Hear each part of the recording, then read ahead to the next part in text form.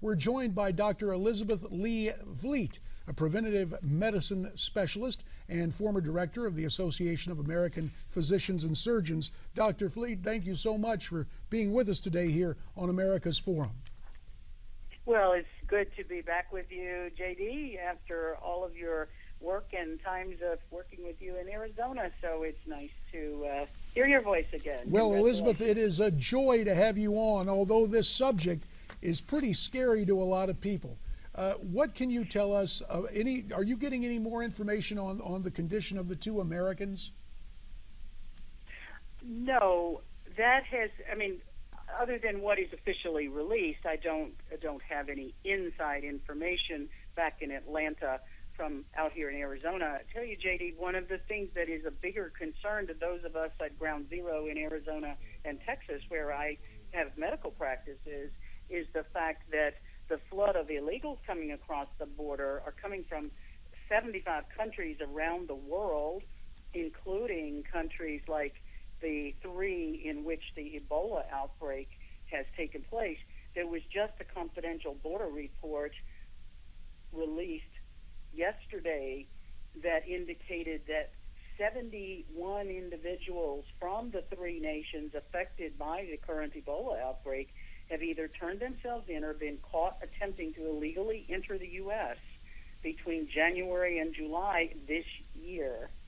So we know from the Border Patrol sources that have been courageous in getting information under the suppressed umbrella, getting it out to the public, that we have individuals from China, Pakistan, Somalia, Yemen, and the Middle East, as well as Central and South America. And again, Doctor, the thing we need to stress is some of those people are coming in, and again, it's important to take note, get some perspective. Not every illegal coming into the United States is from Mexico or Central America, although that remains in the news. You mentioned 75 other nations, including those who have been dealing with the Ebola virus. Thus far, no one, as we understand, has crossed the border with it, but obviously there is concern about it.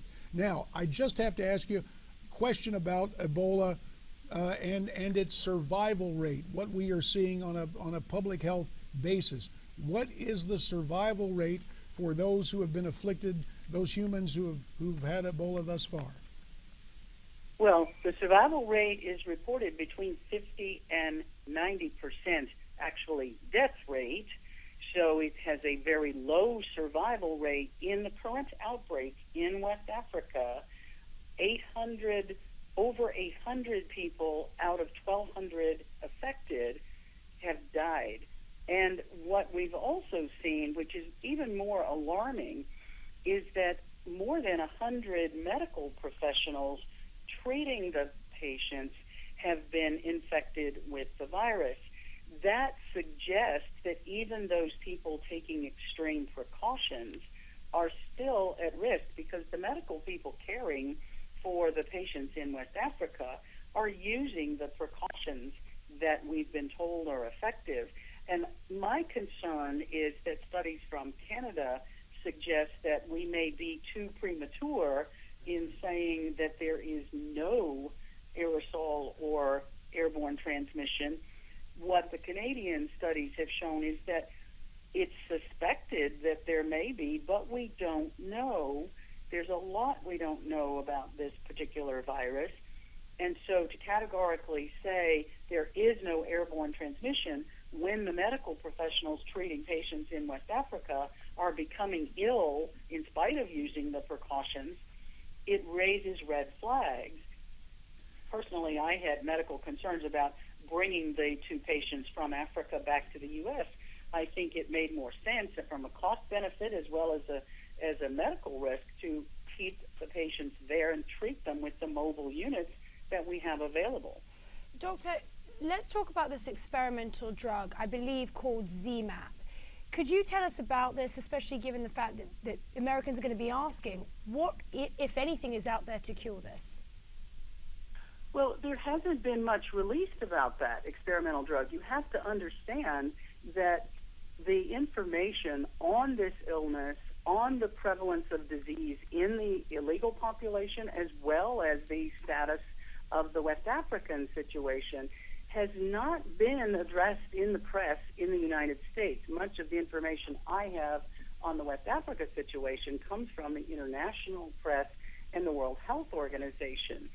And so you have to understand, those of us in practice, we've been trying to get information from the Arizona public health officials, and they simply aren't given information either, or they've been given the same talking points. There's nothing to worry about. And yet we just had 89 patients in New Mexico identified with tuberculosis at the center that was quarantined. What was announced to the press and to the public was, oh, we're quarantining the New Mexico center because there are 2 cases of chickenpox. Well, that's a significant distortion in the medical risk.